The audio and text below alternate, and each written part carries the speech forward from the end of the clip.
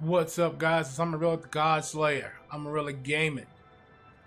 Today, we're gonna do a really lengthy and in-depth guide on my particular build with the Necromancer. We're gonna first start off by talking about the Necromancer as a whole. I've made it to level 51, and so in terms of the leveling, I am basically mid-game leveling wise, and I'll be getting into the mid to end game world tiers once I finish the story. But I am on Act 3 of this. I'm in Act 3 of the story, but I wanted to actually grind 250 purely so that I could see where the class would kind of like plateau at before you're given before you reach the point to where you'll go to the higher tiers from 50 to 70 in tier 3, and then from 70 to 100 in tier 4. So I wanted to kind of get to a certain plateau in world tier 2 so that I can see exactly the possible again plateau of at 50. Let's first take a look at our gear. We are sitting on full legendary gear outside of my pants. My pants is the only one I have not come across a legendary for in my Necromancer. But I have the Vicious Adventurer helm. This gives me a maximum number of 2 added to my skeletal mages, which is very good because you'll see that in a minute.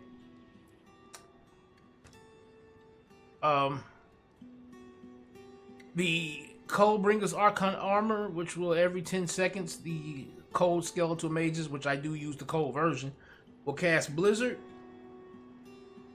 And it will basically chill enemies over 6 seconds, which when multiple of them get to spamming that, it can create like a large AoE freeze, which is very good.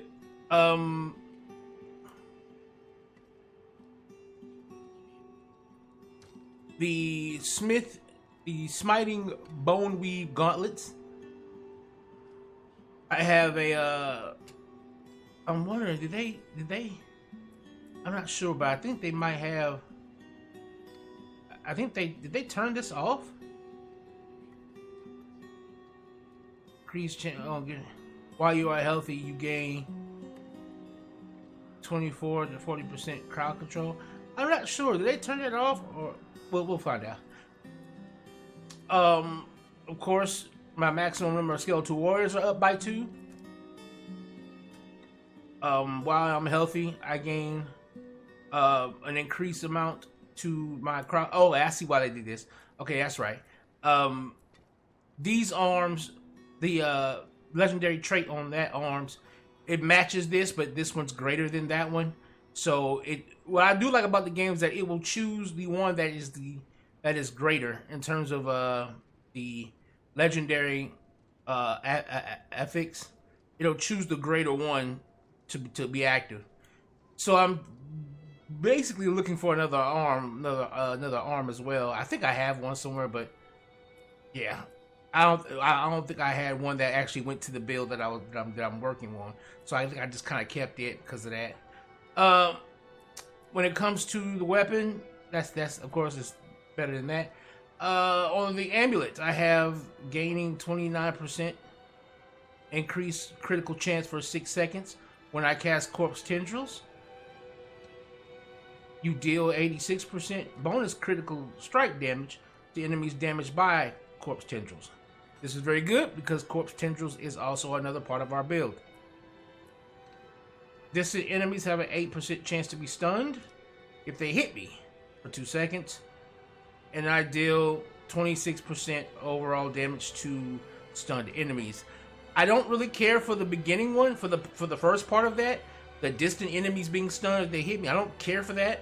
I actually care for the 26% increased damage to stunned enemies, period. Assimilation Band. You have an 8% increased dodge chance versus enemies who are affected by dots or damage over time. When you dodge, I gain 6 of my primary resource, and your primary resource is basically like for the Necromancer's essence, it'll be different. Because it's usually your health and then primary resource. So for Necromancer's essence, it'll be different for each class. Like mana will be for your sorcerer, things of that nature, right? All right. So now that we have what our original, what our full outfit is looking like here. Now, the reason why I use a two-handed scythe is because if this affix was on a one-handed weapon, it would basically be half of what you see in terms of its power. The way it works is, since two-handed weapons swing slower, they tend to be given more, they basically get to double the effects of whatever legendary affixes you get on them. So, and for me, this is very, very good because of the fact that what we're going to be using here is a lot of crowd control and things of that nature.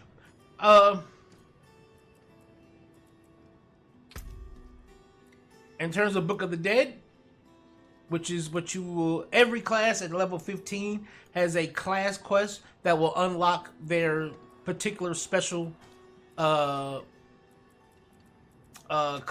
I guess you could say class rulebook or specialty. And of course with the Necromancer, the specialty is summoning. So the Book of the Dead, I choose to use Reapers, and I choose to use the secondary power of the Reaper. Reapers have a chance to carve flesh off the enemies, forming a corpse, because corpse generation is going to be a very big part of our build. So we want to make sure that our Reapers, that our soldiers, our warrior soldiers, our skeletal soldiers are going to be, generating as many corpses as possible, to the point to where you'll be generating more corpses than there will be enemies on the battlefield. When it comes to skeletal mages, we will be using the cold for their chilling effect and freezing, and then we will be using enemies who are frozen by or damaged while frozen by my cold mages. Primary attack are made vulnerable for 4 seconds. Vulnerable in this game is extremely strong. Vulnerable is basically a debuff where when the enemy goes vulnerable, they take 20% more damage from all sources. So the idea is, most of your builds that are worth a damn in this game, no matter what class, are going to have some kind of way to have an upkeep of vulnerability on the enemies. And because the golem actually takes a spot, because you only get 6 slots, right? And the golem takes a slot on here, and I don't like that. Don't want that. It's already bad enough that I need one in order to actually raise my skeletons. So I'm not going to sacrifice any more slots for a golem. So instead, what we're going to do is, and I would say you can just pick whatever ones you need as you level, but once you hit level 32, you'll get the iron golem, and you can then take the sacrifice, and you will get 30% crit strike damage. You'll have a 30% crit strike damage added on to you. Now, the reason why this is very important is because your skeletons and mages, they inherit 30% of your character's stats. So with this jump of 30% in crit strike damage to me, they will get 30% of this 30%. See what I mean? So that is a 30% of this 30% added on to them. Now that we have what we're going to be working with here, our abilities. I've refunded all my abilities. It cost me about 111,000 gold. It's not too bad. But what we're going to do is we're going to begin with this.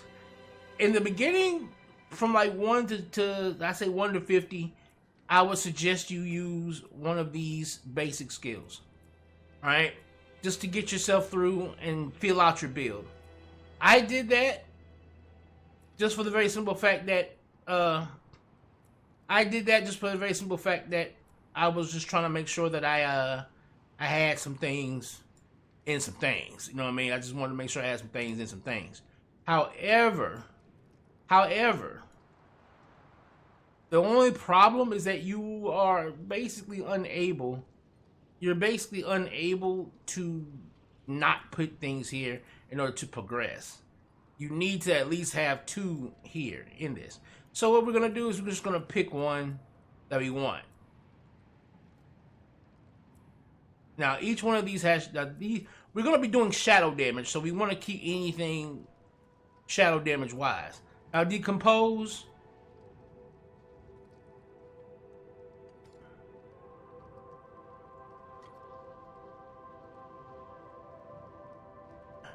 Decompose is nice, but as you can see, it's a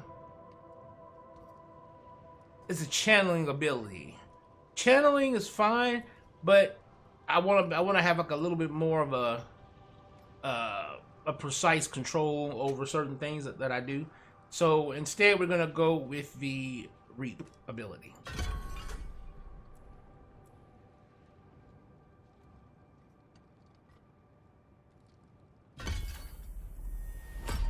Now, here we're going to go with, we have Sever, which is, it's okay. But we're going to be going with Blight. And the reason why we're going to be going with Blight is because, again, we're going to be doing a lot of damage over time.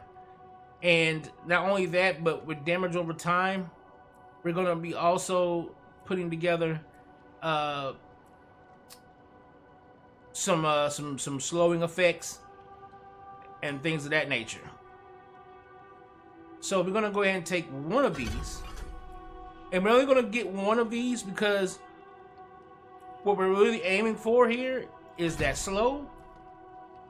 And you can go for minions deal 15% more damage, which I would suggest doing if you're going to go minions, especially for like some of the boss fights where the bosses will stay in a particular area, especially also since this is multiplicative damage. It's not just additive damage. It's and generally speaking, multiplicative damage is the way you want to go. Now, that's going to be our core skill. This core skill is going to be the only skill in this repertoire that is going to use essence. We're not going to use essence for anything else in this build. Now, before we leave this area, we're going to pick up Hued Flesh. My damage has a 4, but we're going to max that. My damage has a 12% chance to create a corpse. Again, we're going to need corpses. And this chance is doubled against bosses. Again, we want that. We want corpses. We really do want corpses.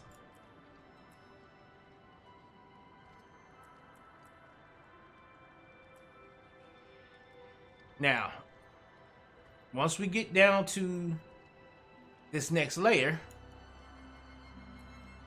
we're going to get Warrior Mastery. Skeletal Warrior Mastery. We're going to get that because, again, you shouldn't be, if you're going to be running any kind of minion build, you need that. Alright? And we're going to, I did use Thorns at first, but I'm going to forego Thorns in this build from now on, because once this build starts getting started, it'll be very rare that enemies will actually hit you. But we are going to go, the ability that we're going to use here will not be Blood Mist, it won't be Bone Prison, even though everybody's all, you know, Bone Meta, fuck Bone Meta. We're going to be going for Corpse Explosion. Now, I already have 2 in it, but I cannot go any further unless I actually devote a point. So all we're going to do is devote 1 point. Now, that's going to give me the ability to extend the radius by 15%. And then we'll be given 2 choices. This one here will deals increased damage to those that are slowed, stunned, or vulnerable. These bonuses can stack. Or Corpse Explosion becomes a darkness skill, and instead of exploding, releases a vile miasma, dealing 1,912 damage over 6 seconds. Now, the reason why we don't want to take this, because this is burst DPS. And burst DPS is fine, but because we're going to have summons, we're going to take basically 2 different types of damage over time and combine them together into one, I guess you could call it one burst damage over time. It's going to be, it'll all come together once I show you what I mean. So, we're going to take Blighted Corpse Explosion. Now, we're not going to worry about the generation of Grimheart. We're not going to be worrying about generating essence. Don't worry about generating essence with this class, because again, you're only going to be using essence for one ability, and that's this one. And you will only have to ever really use this ability once every 6 seconds. So you're gonna get your essence back faster than you'll be using this ability, because you're not meant to spam this. Because again, we're playing Necromancer in the most Necromancer way possible. Our summons will be doing the heavy lifting. We're going to be the ones sitting in the back, laughing with demented glee as our skeletons purge the lands and create new corpses for us to bring together our army of undead servants. All right. So we're not worried about trying to do burst DPS on our own. Now, we've reached the what? We had the basic skill. We've got our core skill. We've got our first main ability, which will be a corpse ability. You can see it's the corpse darkness corruption ability. And now we're on to our cursed skills. Now, cursed skills, you got 2. You got Decrepify, which can be okay. It slows, and it like lessens the damage that they deal for like 10 seconds. That's cool. That's fine. Right? That's cool. That's fine. You know, it's nice, you know, and they got 10% chance to be stunned.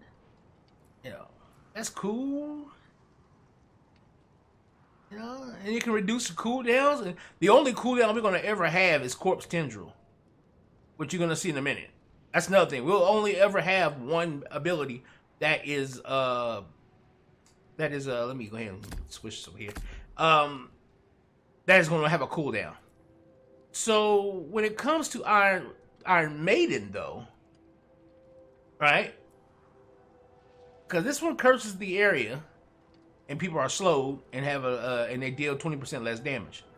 But this one here, it curses the area. Enemies take 130 damage to 159 damage, right? But the curse lasts for 10 seconds. Now we want this, but why would we want this? Well, first and foremost, you also want to take this. That's just damage. That's just damage reduction on you yourself. Now I think it extends to your corpses. I think it extends to them as well. Well, 30% of it does. And you want, of course, your Skeletal Mage Mastery, because we will be using Skeletal Mages. But we want Iron Maiden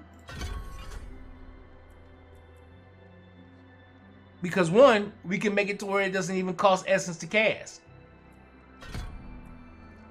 Now it costs no essence to cast.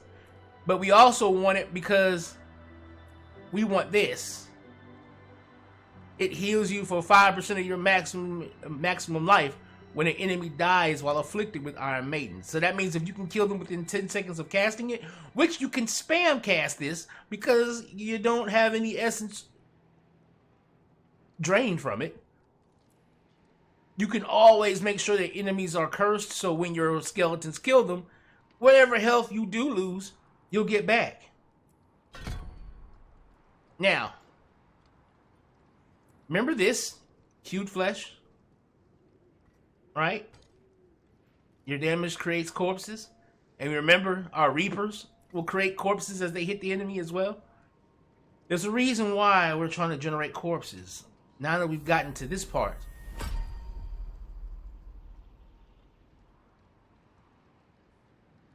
But is it on this one? I think it's on this one. Well, actually, yeah. One, corpse tendrils. This is basically a bunch of tentacles come out and it'll snatch enemies and it'll bring them all together. But it stuns them for 3 seconds. Well, it doesn't stun. It doesn't like it stuns them for 2 seconds. But I've got things on me that, you know, it'll change in real time the numbers here to show you like what your gear is actually adding. My gear is adding an extra second or so. So we're gonna get this. Then we're gonna come over here to enhance so they can reach out even further. Or as I say, enemies that are in range, they'll get slowed by 50% before being pulled in. But then we want enemies damaged by this tendrils are all vulnerable for 3 seconds. Again, that's a 20% damage buff.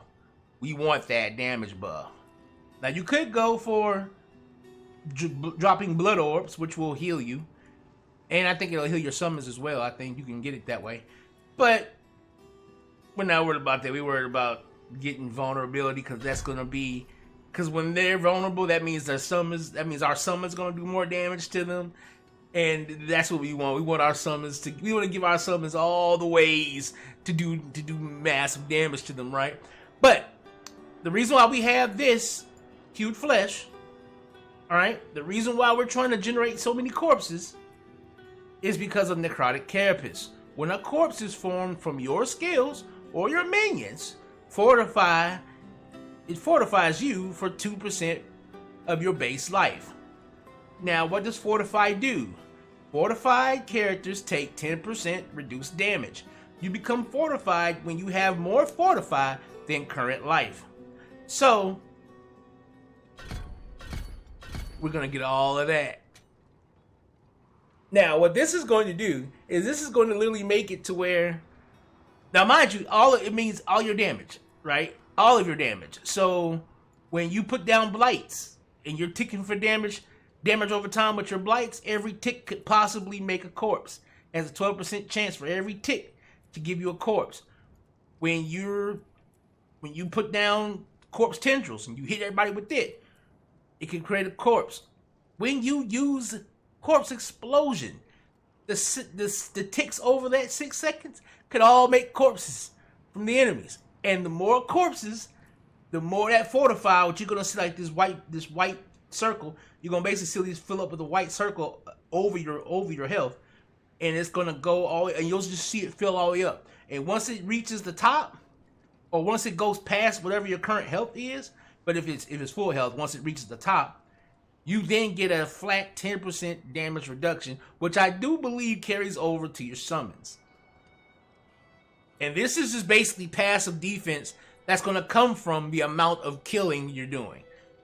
Beautiful thing. Now, we've got shadow abilities. So what we need to do is we need to be making our shadow abilities work for us. And this is the shadow tree. This is the bone tree. That is the blood tree. So as you can already tell, your build is going to rely on either shadow damage, blood type damage, and bone type damage. Alright? So those are the three main types. Blood, shadow, and bone, right? But we're going a more shadowy build. Now, we're just going to get this first one just because we need access to the other two. So we're going to pop one into there, which is fine because damaging with the darkness skills, which just about everything we're using is darkness skills. You're going to get a 5% movement buff for 3 seconds. Fine, cool. But we're not really here for this. We're here for this. When you damage enemies with darkness skills, they take 2% increased damage from you and your minions for 2 seconds, stacking up to 3 times. We want gloom. Because, again, our goal is going to be to keep miasmas and shit all over the place while our minions go in there and do the cleanup crew. Right?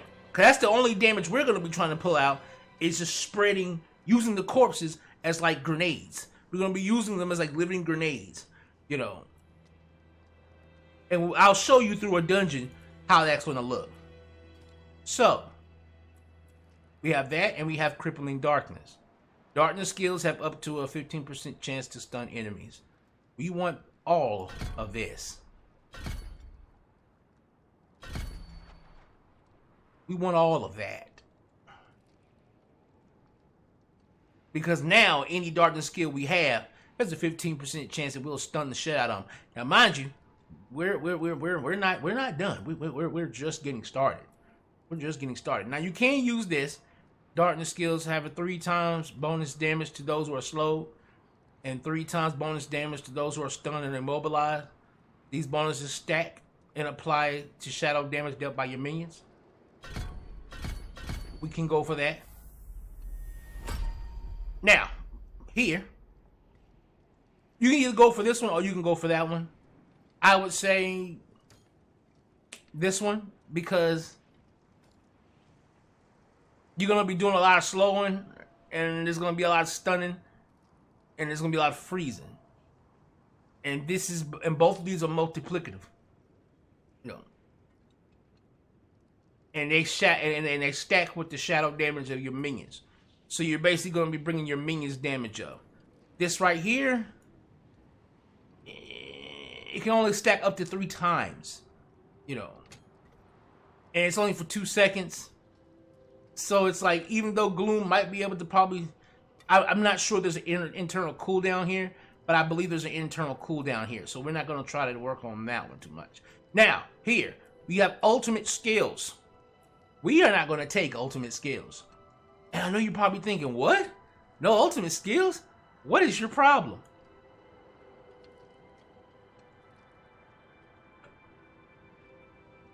Again, we only have a limited amount of space for an active attack, for an active build. And you have to look at these things and see if they're worth it. Which they very much are not worth it. So instead what we're going to do, and this is all solo stuff. If you're going down this line, this is all for like if you're rolling solo. But what we are going to take is, we don't need Golem because we sacrificed it. Bonded in Essence we're not going to necessarily need. But instead we're going to take, after you've been healthy, your minions gain attack speed. Matter of fact, we're going to take all of that. Because we want that attack speed. Because healthy just means if you're over 80% health. And we got to remember, people dying inside of Iron Maiden is going to keep you at over 80% health. And then you're going to have that fortify from the corpses to make sure that your health depletes a lot slower. Now, you've got Hellbent Commander. Your minions deal 10% more damage while they're close to you. Then you've got Death's Defense. We want this maxed out. Because you see how it says your minions cannot lose more than 30% of their max life from a single damage instance? That means they can't be one-shot. Now, our final part here, well, before we do that, we do want this.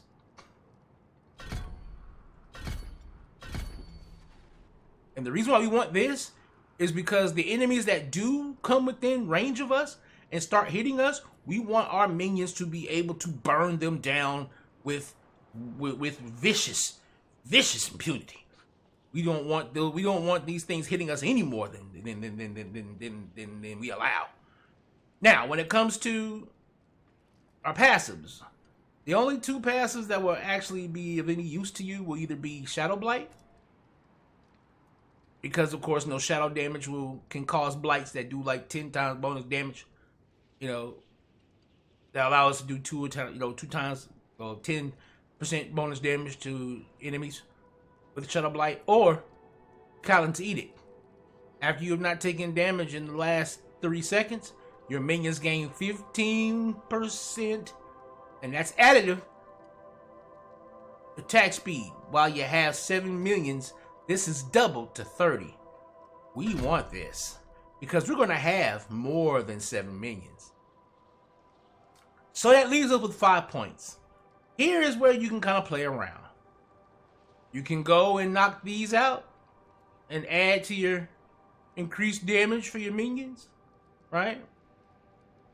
Or you could bounce around a little bit further around here, or you could, let's say for instance, because you only can choose one of these passes. You know, or you can choose to get that bonded essence. You could choose to power up some of your other abilities.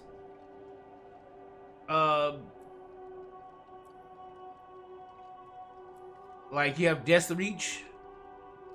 You deal 4% increased damage to distance enemies.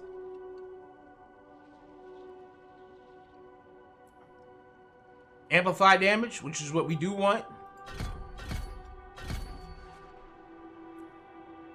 So now you do 9% more damage to cursed enemies, which every enemy should be cursed because you don't have to spend any kind of essence to curse them all. So now we're sitting at what? We can put one in Corpse Explosion. Alright? Yeah, we can put one in Corpse Explosion.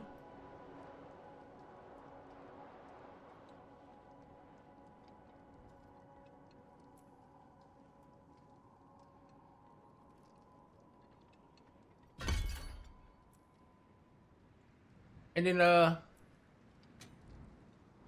because when it comes to the tendrils, we're not using the tendrils for damage. We're using it to apply slow and vulnerable.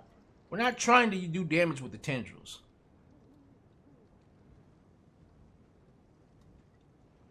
But we are doing damage with the Corpse Explosion. And we will be doing damage with our Blight. So now, we're set. I'm not going to go into the Paragon system because, again, we're focusing on just 150. Now, we've got our setup.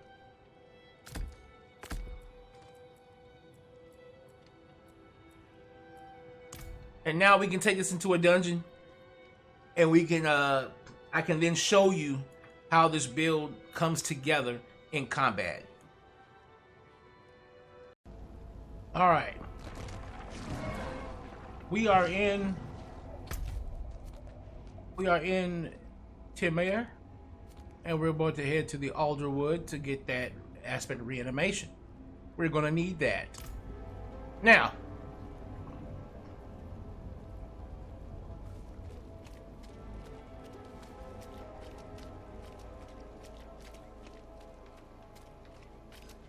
the way this is going to go,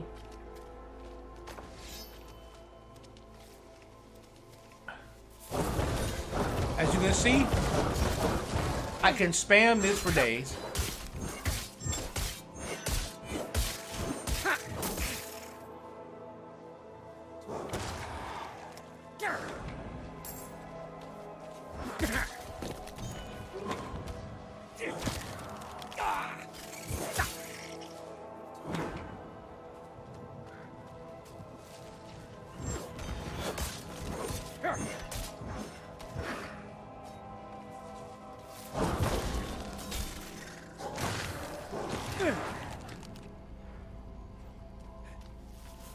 Now we're gonna have a maximum.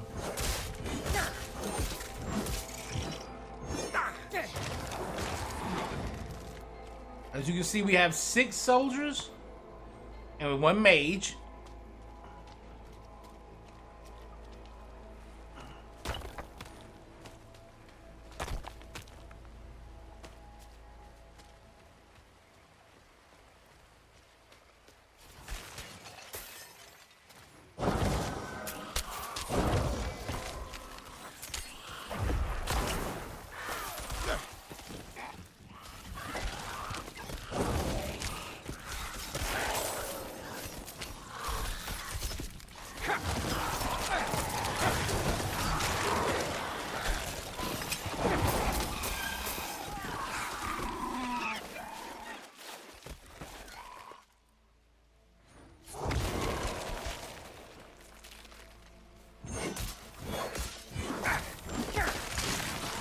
Get out of here.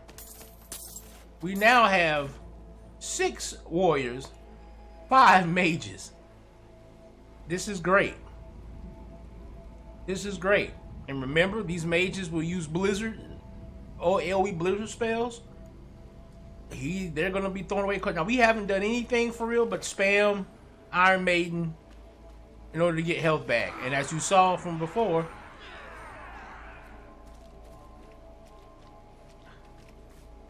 our man just having a good old time right now.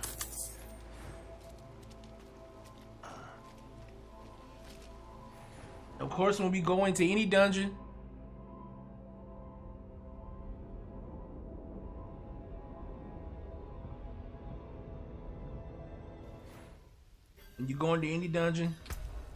one of the first things you want to do is pop a consumable. I think some of the easiest ones to make are the Iron Barb Elixirs. They're like some of the easiest to make. Always want to pop that.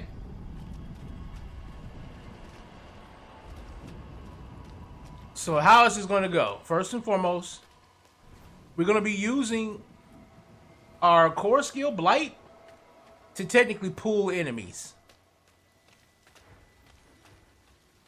Cold. So cold.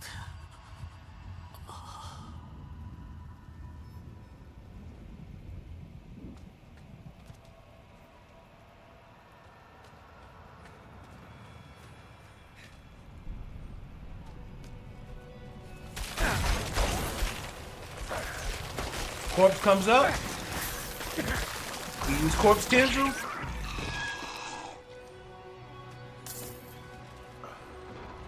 Now you see how many corpses?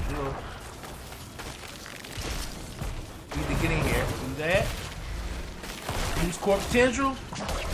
Vulnerable. Then we'll start exploding them. And look at the damage. Look at the damage. Look how the damage just starts ramping. And again.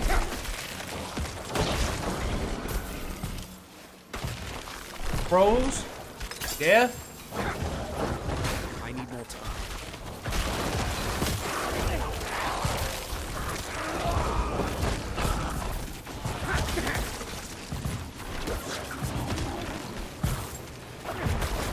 I need more time.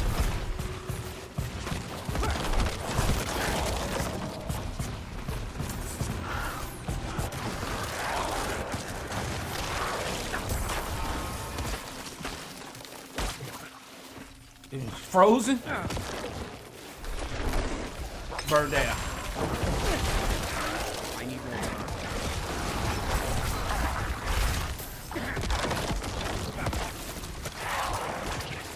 Vulnerable. Death.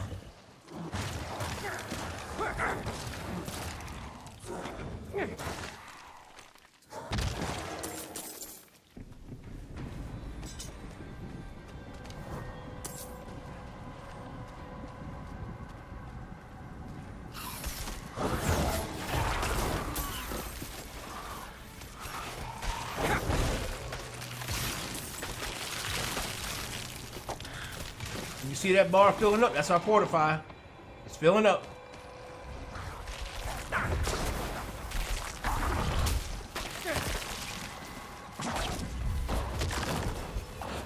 Okay, yeah, he had poisoned us.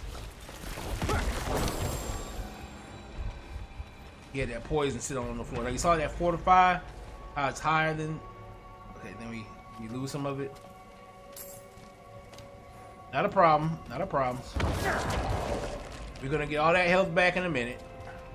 Go ahead down.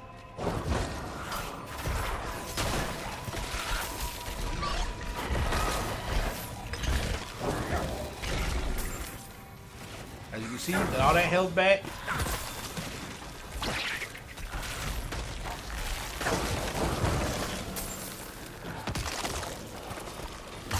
Burn down.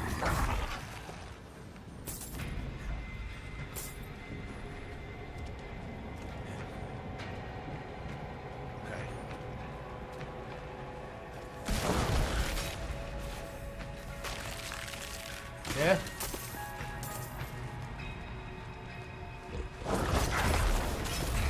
Ow. Ow. Just a little bit of that. There you go.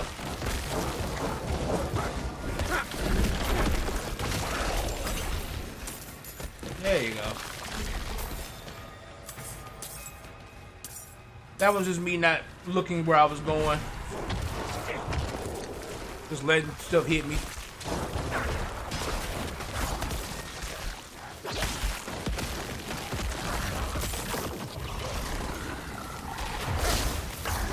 Yeah.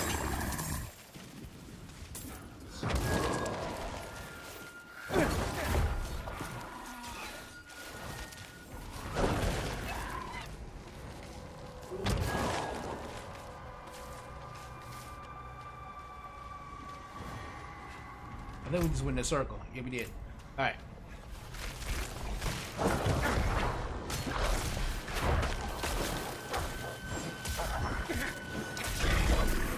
Death. And death.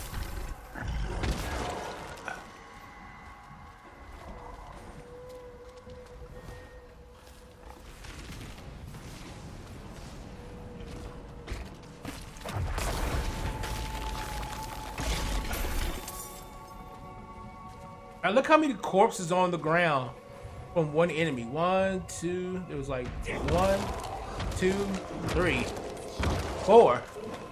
4 corpses, and we only killed, and only one enemy died. Now multiply that by a whole game, and you're talking lots of corpses. And again, for every corpse, we get fortified, all of that good stuff. Again, this isn't like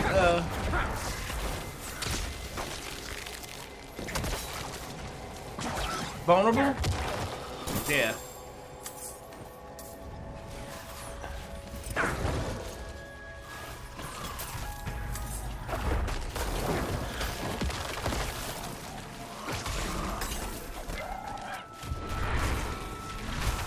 Ow. I'm not ready yet.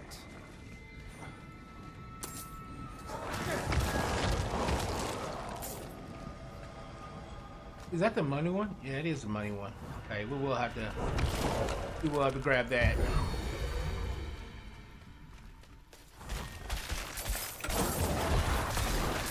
All right, this is perfect.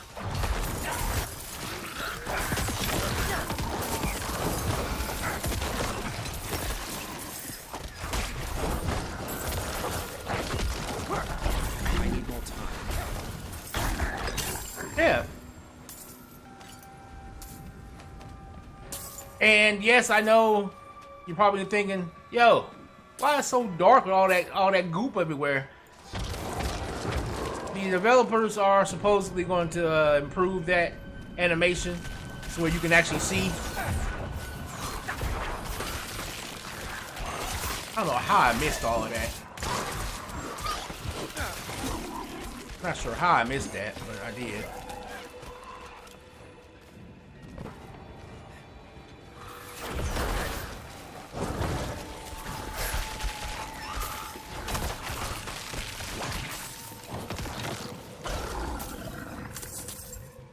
Nice.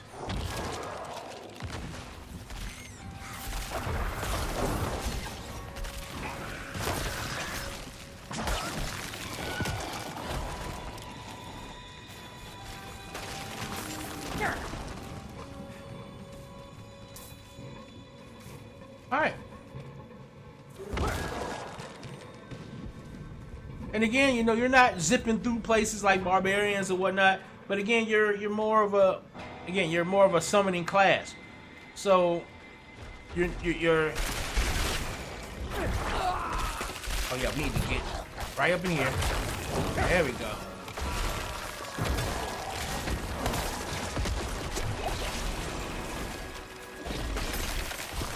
I need more time.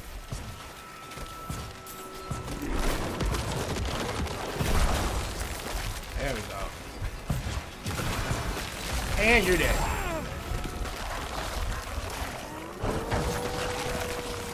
Get some of that health back, please. Thank you. There we go. I hate the ones that have That's probably gonna be your main bane. Is the type of enemies that have shields over them that you can't interact with. Froze there. And then you see how long. And you see how long the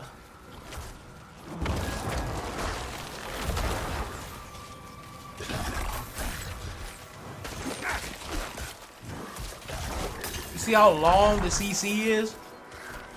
Like 3 seconds is a long time when you got all these. When you got a bunch of enemies firing at them and constantly doing stuff.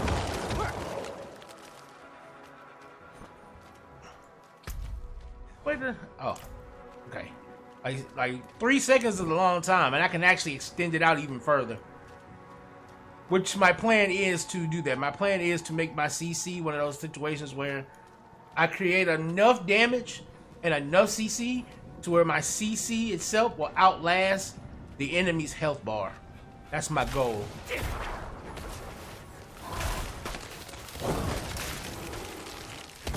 Alright, we stun, vulnerable, put that in there like that. It's all good. I need more time. They're going to do that, and you're dead. Let me move away. There we go. Cause I saw that coming. And again, any health lost.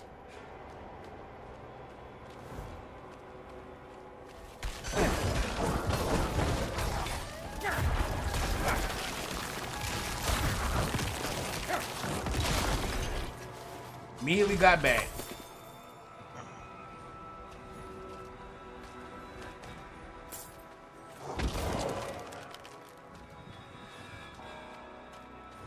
Always make sure I use my skeletal priest. You back up. There you go. Always use my skeletal priest. And death. Yeah, I saw you. I saw you. Death. I saw you. I saw you. And death.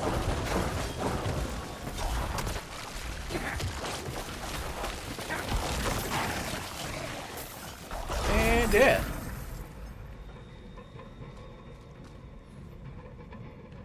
And I'm constantly getting fortified. I'm constantly reaching that fortified state. And that's what we like. That's what we like. Let's go down. Go over here. Snatch death. Power them up. And death.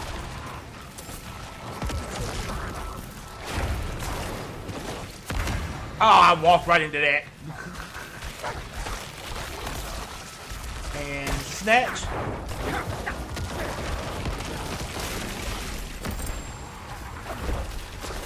I need more time. Murder. And we got a ring. Alright.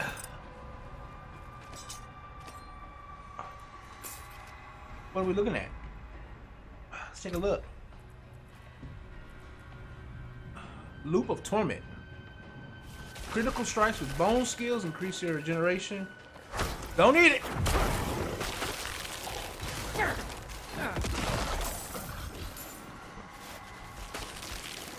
Froze!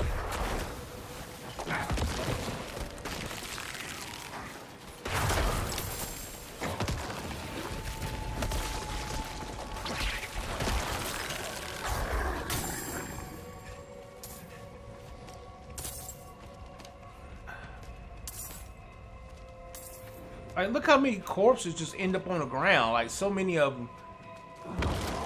And any of them can be used to spread this bad boy or tentacle. I said it's a beautiful thing. It's a beautiful, beautiful thing. Then of course I can just spam that whenever I need to. Make sure all the enemies are cursed, which they take extra damage. And oh, it's an event.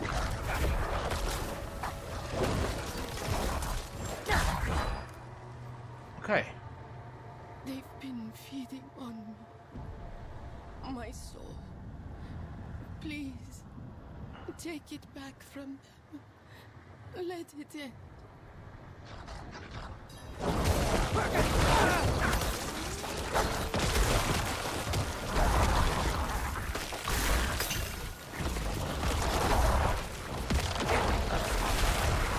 I'm not ready yet.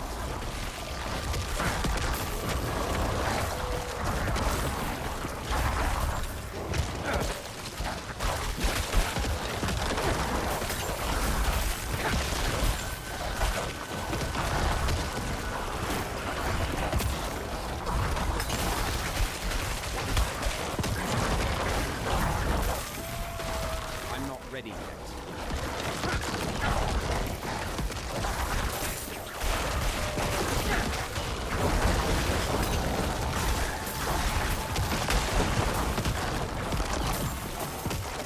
I need more time.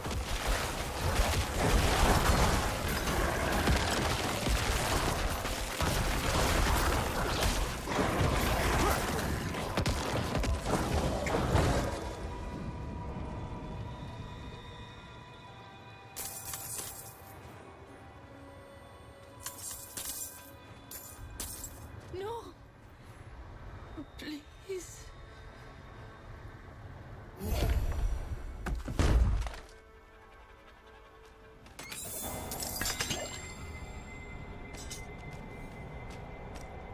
Oh.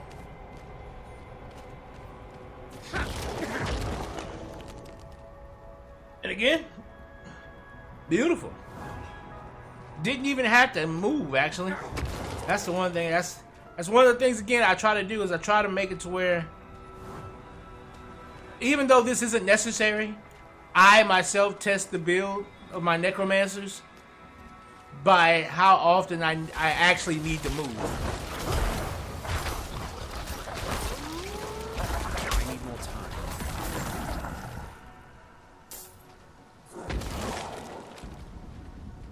And usually during boss fights is when I have to move the most, which is fine. But like, if all of this, they really need to do something about that. And that's really because boss mechanics tend to be. There you go.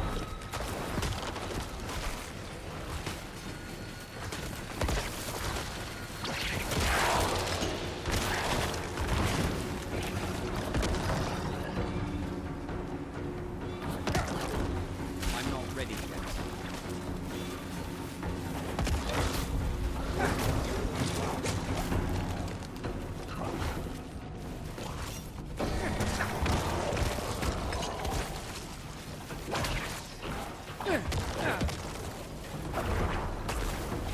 I need more time.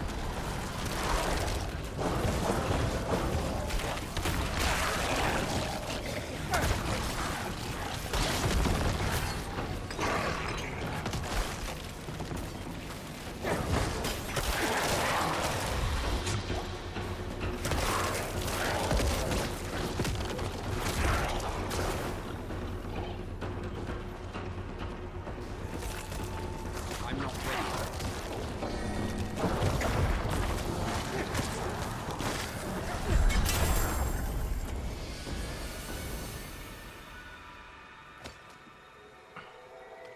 And again, most of the time, whenever you're having to move, it's not because you're necessarily bad or like your skeletons aren't doing what they're supposed to. A lot of the time, you're gonna see yourself moving most in boss battles simply because the mechanics of the boss require you to move.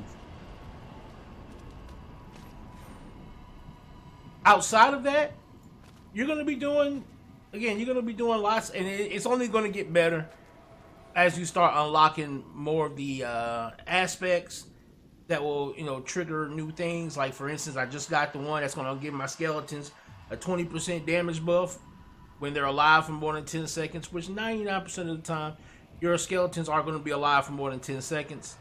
And it's a ramping up of damage, so it's additive. And again, you're going to get more skill points along the way as you go down. Where's it at?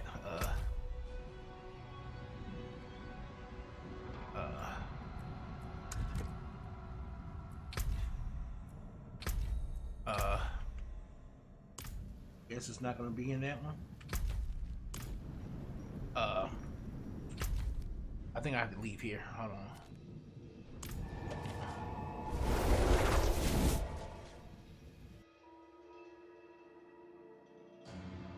I think I have to leave in order to show it.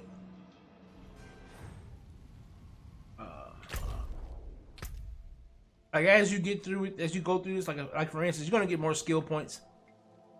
Like I'm about to get another one soon in a little bit. Which, once I get that skill point, I'm gonna more than likely take that skill point and invest it into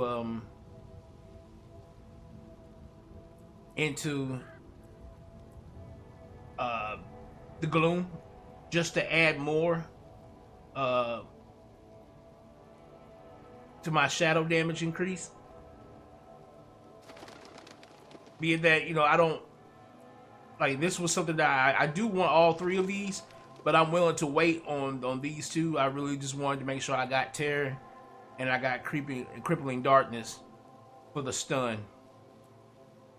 That's a 4-second stun. That's a lot of stun. And again, that's only one of the stuns that I have, because the other stun comes from, you know, Corpse Tendril, while at the same time, any of my darkness skills will fuck around and stun. So,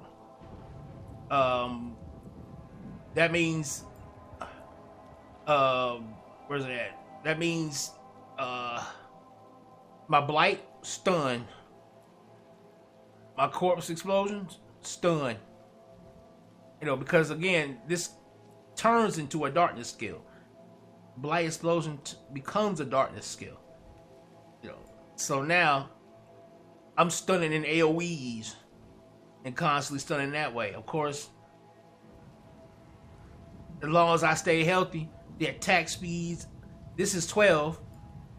On top of, if I don't take damage for 3 seconds, that's another 15 plus another 15. So that's 30. I think it's additive. So that's 30. That's 42% attack speed buff. Which again, if I end up having a weapon that adds on attack speed, things of that nature. And at this point now, the idea is just to try and, you know, keep intelligence and dexterity is mainly what I'm trying to go for. Intelligence and dexterity, what I'm looking for when it comes to the Paragon, which we'll get into in the high level build that I'll curate after this.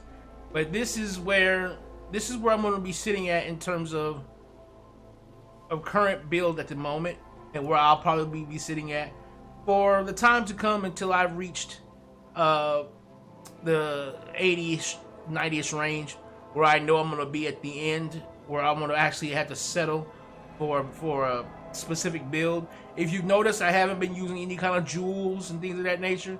All of my jewels have been sitting. I've been stocking up on jewels. I've been stocking up on materials, breaking down rares, and I've just been stocking up on mad rares. And I've been keeping every legendary I find, breaking down rares, keeping all the legendaries, so that once it's time for me to actually start doing things like ranking up my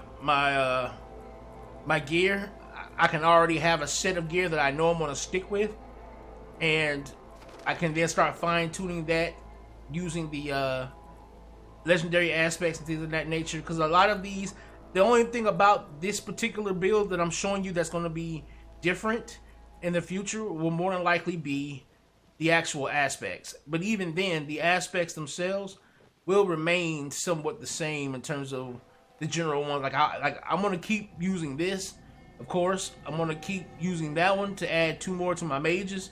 You know, I'm gonna keep like using a lot of the ones that do stun and things of that nature, or that help me when I'm stunning things. Things of that nature, or the ones that give me 2 skeleton warriors. You know, the one that give me 2 skeletons.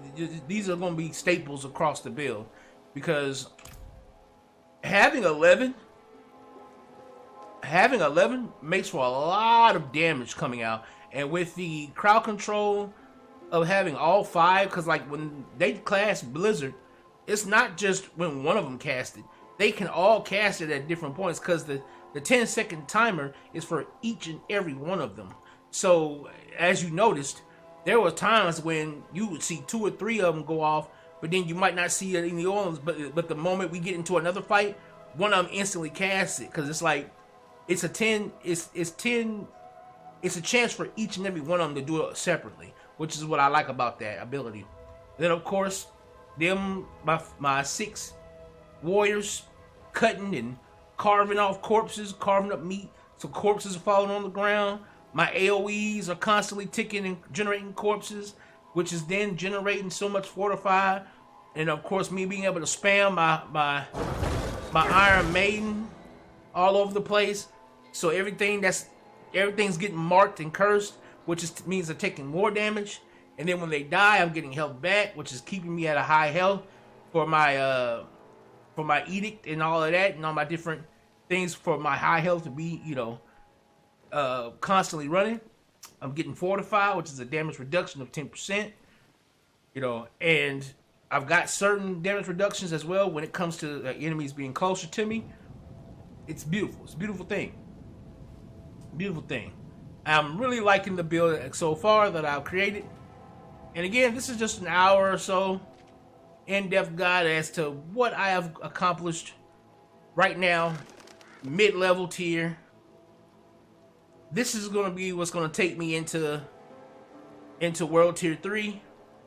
And I'll probably make another build again at 70, at the very end of the cusp of 70, and show you the build at that level, and show you what's going to basically take me into World Tier 4. So this is the first in-depth guide at level 50, going into World Tier 3.